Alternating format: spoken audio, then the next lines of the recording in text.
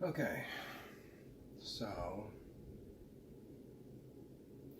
a few days later, after walking the Trail of Fear, as we have come to call it, um, uh, I was entertaining someone in a hotel room that we got by ourselves. Not that it's your business, but whatever. At the DoubleTree, and this bullshit was happening the entire time during the hookup.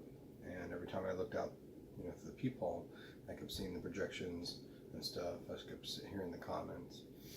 And the next day, I decided to go to Denny's, and then I decided not to go to Denny's. This is over near MLK, or maybe it's 15th Street and IH-35, near MLK and IH-35. And MLK is 19th Street, by the way, for those that don't know. And then the bullshit started up again. They kept saying, we're going to get you arrested, we're going to arrest you. They've been saying that for like the prior week or two. They were like, we're going to arrest you. They kept saying like, the police will arrest you. And then that morphed into, please get some rest. And they like to do things like that. So I saw what it looked like, and like this little ball of electricity. I think it was just a projection, but like it looked like it was like being fired at me or near me or something like that. And so I just started walking down MLK. I should have just gotten a lift and gotten on with my day. If I had, I wouldn't have been arrested. But I started walking down, and every time a car kept going by, and it was like 5 in the morning, I think, or 5:30 in the morning or something like that. It wasn't light yet, but it was going to be light soon. Every time a car went by, I kept feeling like I was getting shocked, and that kept aggravating me. So I started up, and I was like, oh, these people are coming, they're gonna fucking ruin Austin. Like, watch out for your home prices. Like, blah blah blah blah blah. And then I went to a gas station, and I got a pack of cigarettes, and a couple of tacos or burritos or something like that, breakfast tacos. And then I went down, and then this kept going on, and I kept wondering where they were. I kept thinking like, oh, maybe it's the guy on the bike, maybe it's these people, maybe the sketchy caravan of doom is following me around. But eventually I cooled off, and I'm walking down, and I'm walking through what I thought was a parking lot, and then there's a dead end, and a short chain link fence that I could have hopped over and hopped over again out of someone's backyard and been on with my day, but I didn't want to trespass, so I turned around.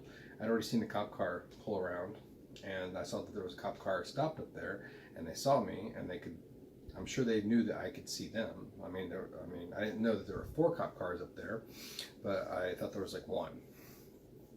And so I slowly walk up towards, I think there's a slight hill, and I'm like slowly walking up there.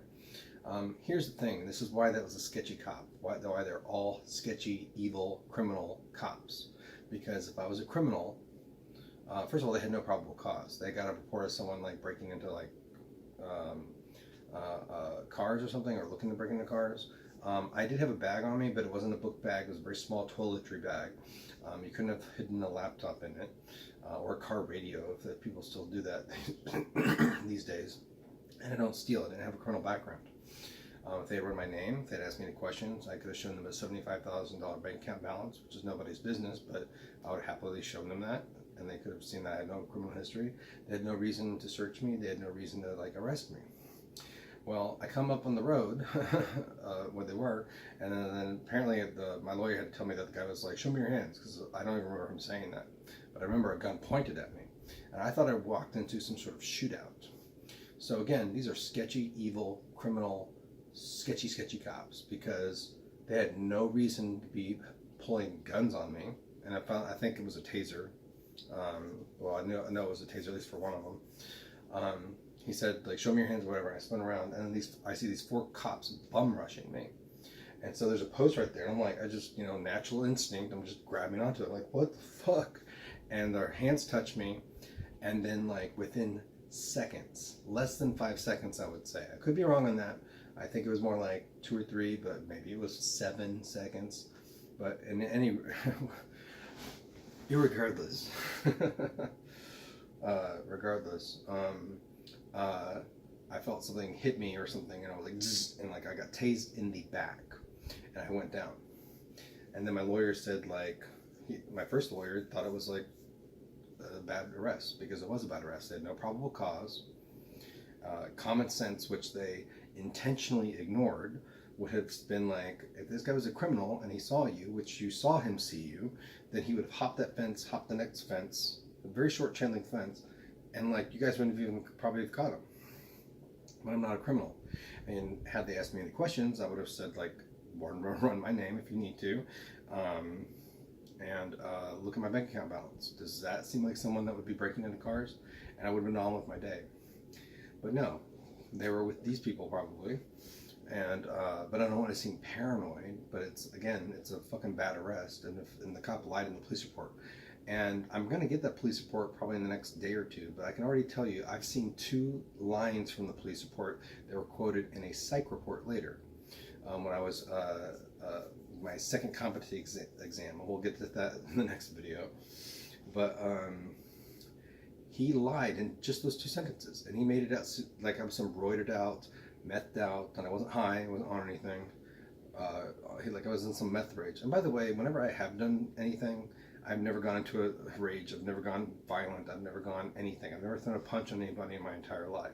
I've never had a bad reaction to any sort of drug. Not that I was on any drugs at the time, but I would like to mention that, because if anything, it makes me more loving, more calm, more horny, more hungry, more interested, more caring, more friendly, more whatever. No matter what the substance is. And I haven't tried them all, but I'm saying I've tried several. And I wasn't on anything at that time. But he wrote the report as if I was some methed out, roided out freak that was like, that it took 4 officers and then an unduly amount of time to get me under control, without even any mention of why they even like stopped me to begin with. Probably I'll have to get the full report, but and then they had to resort to tasing as the last resort.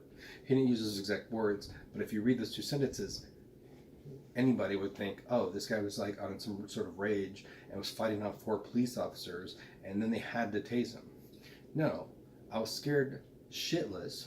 Thought I walked into some sort of shootout, which I was not a part of, and was like, what the fuck's going on? Grabbed a post because these 4 guys are rushing at me, and like, that's your natural reaction. And they charged me with possession, methamphetamines, like half a gram or whatever. They had no probable cause, and then they had the nerve to charge me with resisting arrest. So like, those are fucking sketchy, evil, criminal APD officers, Austin Police Department. So that's a police department for you. And then the EMT was there, and I was like, when you leave, I'm going to start getting shocked again. And my lawyer said, you do say motherfucker an awful lot. I'm like, yeah, motherfucker, I just got tased, motherfucker. Yeah, I say motherfucker a lot.